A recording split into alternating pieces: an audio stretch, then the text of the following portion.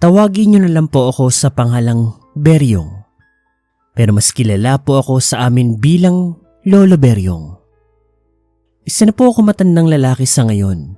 Mahina na ang mga tuhod at madalas nakaupo na lang po sa ilalim ng mga puno ng mangga sa aming bakuran. Pero kahit ilang dekada na ang lumipas, sariwa pa rin sa aking alaala ang isang karanasan na hindi ko malilimutan. Ang kwentong ito ay nangyari noong ako'y nasa kalakasan pa ng aking katawan. Bago pa ako magkaroon ng mga apo. Panahon iyon ang libangan naming mga kalalakihan sa aming baryo ay magtipon-tipon sa ilalim ng kubo ng isa naming kumpare, mag-inuman ng tuba at magkwentuhan hanggang sa gumabi. Isang Sabado noon, hating gabi. Mag-isa ako naglalakad noon pa uwi sa bahay, galing sa inuman. Hindi naman ako lasing noon. Malinaw ang isip ko at kontrolado ko ang sarili ko. Hindi naman ganoon karami ang ininom namin. Pero ginabi lang talaga ako ng uwi dahil sa haba ng kwentuhan at sasaya. Dala ko noon ang isang maliit na gasera. Noong mga panahon kasi na iyon hindi pa uso ang kuryente. Ang tanging ilaw lang sa gabi ay buwan, bituin at ang dilaw na apoy na gasera. Ang daan pa uwi sa amin ay kailangan dumaan sa isang kakahuyan. Tahimik lang ako naglalakad noon nang bigla ay makarinig ako ng kaluskos. Hindi ko pinansin nung una pero habang tumatagal, hindi lang kaluskos sa paligid ang naririnig ko. Pakiramdam ko para bang may sumusunod sa akin. Tumigil ako at dahang-dahang napalingon sa aking likuran. Itinaas ko ang gaserang itinutok ko sa dilim. Sinuri ko ang paligid, ngunit maliban sa mga punong kahoy, wala akong nakitang kakaiba. Huminga ako ng malalim at pinilit na pakalmahin ang aking sarili. Naisip ko na baka dagalang, baka palaka o baka ligaw na hayop lang na napadaan. Muli ako nagpatuloy sa paglalakad.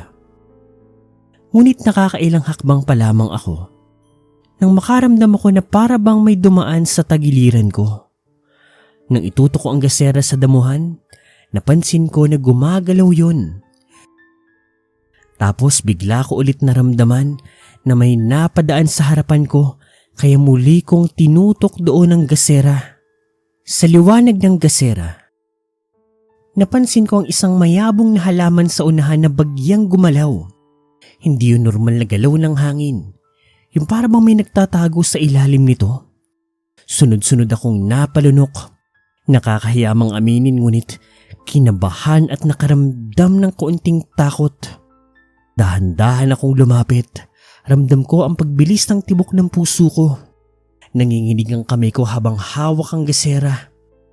Lumuhod ako at dahang-dahang hinawi ang damuhan at doon ko nakita ang hindi ko kailanman makakalimutan. 2 pares ng namumulang mga mata ang biglang bumungad sa akin. May nasilayan din akong sungay, maliit pero matulis, parang sa kambing. Napaatras ako.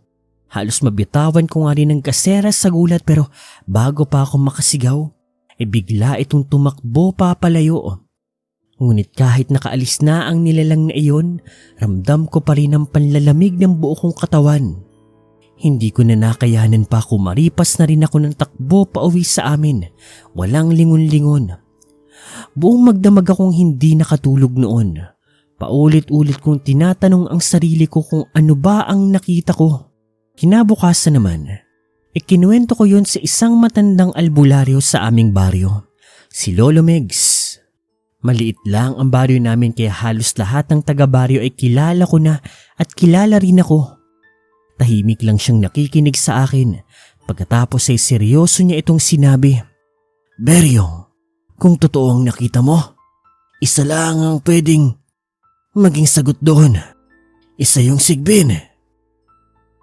Napalunok naman ako. Ayon kay Lolo Megs, ang sigbin daw ay isang nilalang na nagtatago sa dilim. Karaniwan daw itong makikita sa kagubatan.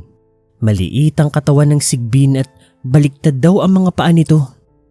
Pinayuhan din ako ng matandang lalaki na mag-iingat. Lalo na kapag mag-isa lang ako sa gubat. dahil posible raw muli akong balikan at sundan ng Sigbin. Nang sumunod na gabi, wala sana akong balak lumabas noon. Ngunit may kaunting handaan sa bahay ng kumpare ko at nahihiya naman akong tumanggi. Bago ako umalis, naalala ko ang babala ni Lolo Megs, kit nagdasal muna ako at nagsuot ng lumang rosaryo sa aking liig. May kung anong kaba sa dibdib ko pero pinili ko yung baliwalain. Hindi rin naman ako noon nagtagal sa inuman. Maaga akong umalis at dala-dala ko pa rin ang gasera ko. Habang tinataha ko ang kakahuyan, bigla akong nakaramdam ng malamig na hangin na dumaan sa bato ko. Pakiramdam ko ay para bang may huminga sa mismong likuran ko. Hindi ako lumingon kaagad. Sa halip, mas sinigpitan ko ang hawak ko sa gasera at binilisan ko ang paglalakad. Ilang saglit pa ay nakarinig ako ng kaluskos at yapak na para bang may sumusunod sa akin. Bigla ko tuloy na alala ang sinabi ni Lolo Megs, yung tungkol sa Sigbin. Doon ako napahinto at napalingon sa likuran ko. Tinutok ko ang gasera sa dilim ngunit wala naman akong napansin na kakaiba. Pero pagharap ko, napaatras ako nang bumungad sa akin ng isang nilalang na hindi ko mawari kung anong klaseng hayop. Parang pinaghalong baboy ramo, kambing, unggoy, kakaiba talaga ang kanyang wangis. Nanilisik ang kanyang namumulang mga mata. Mahaba ang matutulis na sungay, pareho sa kambing. Pero ang mga paa nito, baliktad. Sigbin! Ito na ba yung Sigbin? Ilang saglit pa ay lumikha ito ng matinis na ungol na para bang hayop na gutom. Muli ako napaatras at napasuri sa paligid. Nagbabak sakaling makahanap ng anumang sandata para may panlaban ako sa Sigbin na nasa harapan ko. Ngunit bago pa man ako makakilos, bigla na lamang siyang umatake. Sumugod yung Sigbin, kaya sa gulat ay kumaripas ako ng takbo papalayo rito. Sa pagmamadali ko, nabitawan ko ang gaserang hawak ko. Pero sa awa ng Diyos ay hindi naman namatay ang apoy. Gumulong lang ito sa lupa at patuloy na nagbigay ng kaunting liwanag sa paligid. Hinahabol pa rin ako noong mga oras na iyon ng Sigbin. Ramdam ko ang mabigat nitong yapak sa likuran ko, kasabi ng ungol nitong para bang galit na galit. Ramdam ko ang panginginig ng buo kong katawan habang sinusuri ko ang paligid. Nagbabak sakaling may makita akong bagay na magamit para panlaban sa Sigbin. Nang bigla ko na lamang mapansin ang isang malaking kahoy sa gilid. Agad ko itong dinampot at buong lakas na hinagis papunta sa Sigbin. Tumama yun sa balikat ng Sigbin ngunit sa halip na umatras, ay mas lalo pa itong nagalit. At umalingaw-ngaw sa gubat ang napakalakas nitong ungol. Muli kong inikot ang paningin ko sa paligid.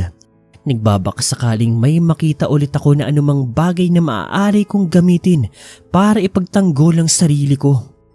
Hanggang sa napansin ko ang isang puno ng kalamansi. Mababa lang ang sanga nito at higit sa lahat, puno ng matutulis na tinik. Bigla ko naalala ang mga kwento ng matatanda sa baryo. Sabi nila, may mga nilalang natakot o nasasaktan sa mga bagay na may tinik. Nang maisip ko yun, agad akong lumapit sa puno at binali ang isang makapal na sanga ng kalamansi na puno ng tinik. Nanginginig ang kamay ko pero mahigpit ko pa ring hinawakan ang sanga ng kalamansi na punong-puno ng tinik saka muli akong humarap sa Sigbin. Noong mga sandaling yon, nakatayo ito sa harapan ko. At ilang saglit pa ay muli itong sumugod sa akin at sa pagkakataon na iyon, sinugod ko rin siya pabalik. Buong lakas na inundayan ko ito ng hampas gamit ang sangang may tinik ng kalamansi at saktong tumama yun sa katawan niya. Kaya malakas itong napaungol. Napansin kong napaatras ang Sigbin dahil sa ginawa kong iyon.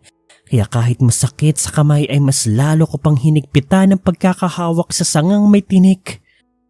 Sa ikalawang pagkakataon ay muli kong inatake ang Sigbin. Paulit-ulit ko itong hinampas ng sangang may tinik. Sa bawat palo ng tinik, lalong umaatras ang Sigbin at kasabay noon ay ang paglakas ng kanyang ungol. Napansin kong sumusubok pa itong manlaban ngunit hindi ko siya binigyan ng pagkakataon. Hinabol ko siya ng sangang may tinik. Hindi ko nga lang alam kung matatawa ba ako o matatakot dahil bigla itong kumaripas ng takbo palayo sa akin. Sa awa ng Diyos, ligtas naman akong nakauwi sa pamilya ko nung gabing yon. Yun na rin ang huling beses na nakakita ako ng Sigbin. At kung sakaling magpapakita ulit siya sa akin sa kasalukuyan, isa lang ang masasabi ko. Matanda man ako ngayon pero hindi ko siya tatakbuhan. Haharapin ko siya gamit ang kalamansi, lalo na ang mga sanga nito na may tinik.